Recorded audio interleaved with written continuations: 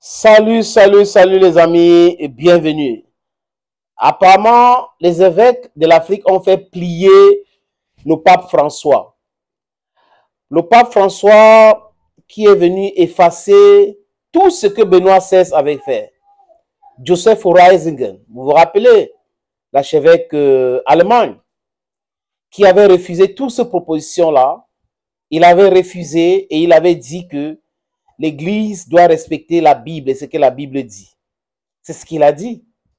Et là, il a préféré abdiquer ou laisser tomber et il est parti comme ça, débité, très en colère, mais malheureusement, c'est une réalité.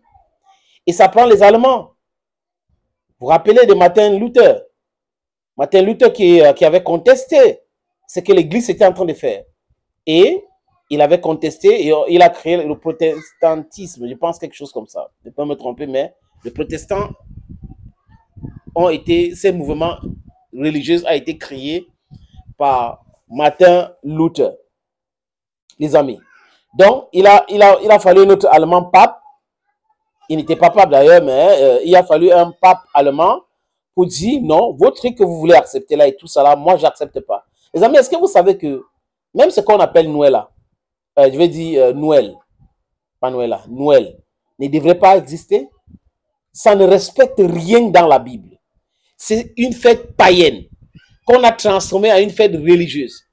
Et au lieu que l'Église catholique condamne cela, ils se sont engouffrés là-dedans. Mais qu'est-ce qu'on peut attendre d'une Église qui est un pays? Une Église pays, dont le Vatican c'est un pays avec les ambassadeurs partout dans le monde. Regardez ce que Ortega est en train de les faire au Nicaragua. Ortega a fait arrêter les prêtres. Et il a expliqué pourquoi. Ils sont en froid aujourd'hui avec le Vatican. Donc le Vatican, ce n'est pas une église, c'est un pays. Donc un pays qui se cache derrière une église. Et avec beaucoup de dogmes, les amis. Ce n'est pas moi qui le dis, c'est les faits. Je ne dis pas que vérifions les faits, parlons de faits. C'est mon métier, on parle de faits, les amis. Quand dans cette déclaration appelée Fiducia Supplicans, c'est comme ça qu'on a appelé Fiducia Supplicans, le pape demande aux prêtres de bénir hors liturgique le mariage homme-homme, femme-femme. Je répète, quand dans la déclaration Fiducia Supplicans, le pape demande aux prêtres de bénir le mariage hors liturgique, femme-femme, homme-homme. Il s'attendait à quoi? Il s'attendait à ce que le monde entier accepte. Il s'attendait à ce que les catholiques, les prêtres catholiques acceptent. C'est vrai qu'il y a certains prêtres qui font ce truc-là. C'est vrai qu'il y a certains prêtres qui ont les enfants. Mais la Bible n'a jamais interdit aux prêtres d'avoir des enfants. Jamais de la vie. C'est l'Église catholique qui a décidé de fonctionner comme ça. Mais pourquoi est-ce que ce pape François n'a pas regardé ce que beaucoup des Africains disent, que les prêtres se marient? Parce que c'est ce que les prêtres, les évêques africains veulent. Et d'autres pays dans le monde, surtout le sud global. Qui est le statut aujourd'hui de l'Église catholique, les amis? Ils veulent que les prêtres se marient. Mais le Vatican ne trouve pas ça important. Le Vatican ne veut pas se prononcer dans ce sens. Alors que c'était important. On parle de multiplication des êtres humains sur la terre. Dans la Bible, c'est dit quoi? Hein? Mettez-vous ensemble et multipliez-vous. C'est l'essence même du mariage. Multipliez-vous. Maintenant, si le pape, dans sa déclaration Fiducia Supplicans, demande même hors liturgique aux prêtres de bénir un mariage de couples de même sexe, ils vont se multiplier comment? Ça veut dire qu'ils vont aller chercher les femmes, les enfants, désolé les amis, les enfants que les couples hétéros ont fait. Donc, il y a des gens qui sont bien pour faire les enfants, d'autres, non, ils ne peuvent pas faire les enfants, mais ils se mettent ensemble et tout le monde entier devrait les soutenir. Et je me suis posé beaucoup de questions, les amis, pour comprendre ce phénomène.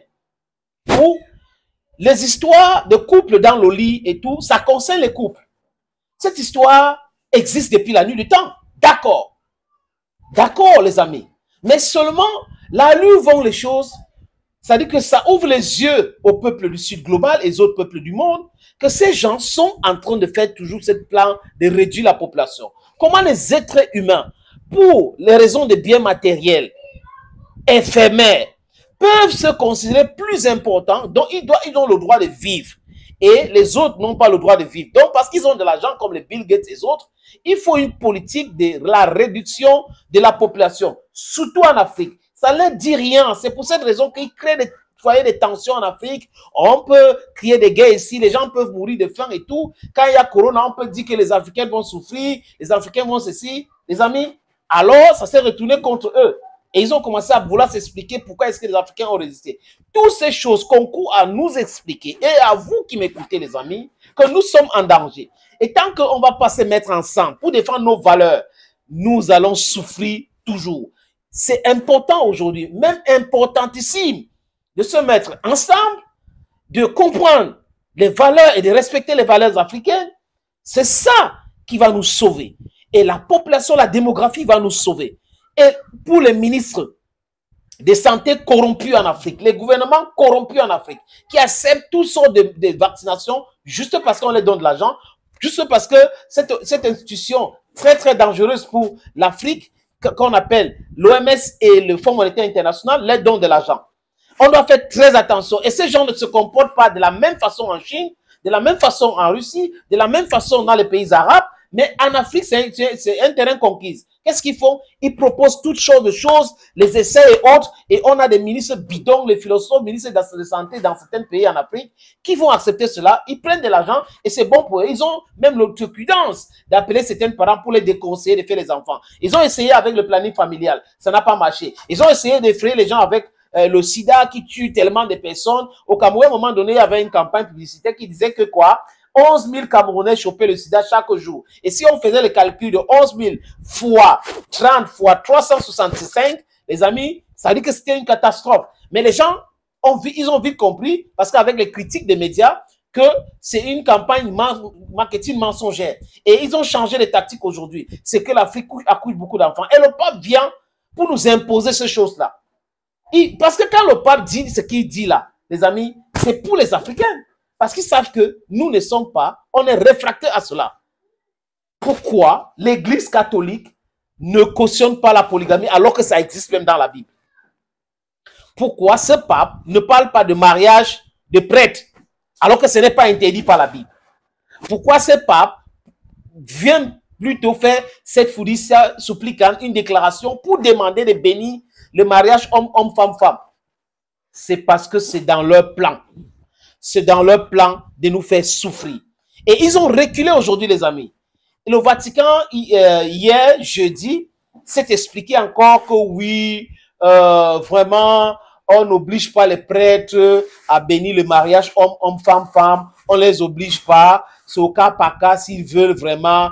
Et on demande que, bon, s'il y a un couple qui vient, il faut bénir X d'un côté et X de l'autre côté, parce que c'est XX, non, les amis. Bon, Y de l'autre côté, Y de l'autre côté, ça revient au même.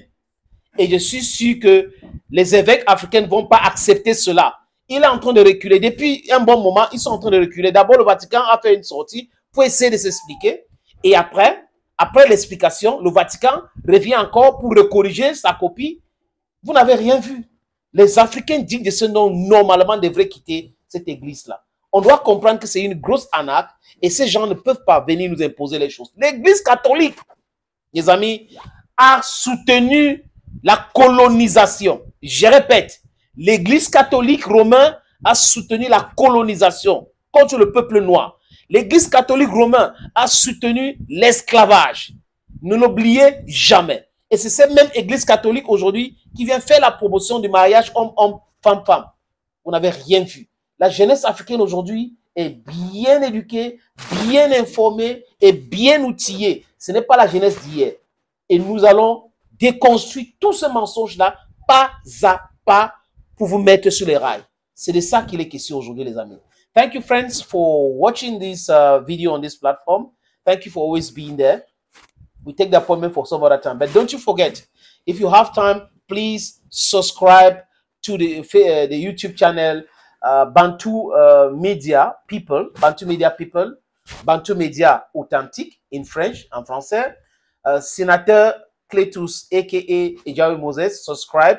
And then on our Facebook page also, Senator Cletus Official, subscribe. Thank you so very much for always being there and then helping us to grow, carrying our message to the world. Thank you again, and bye-bye for now.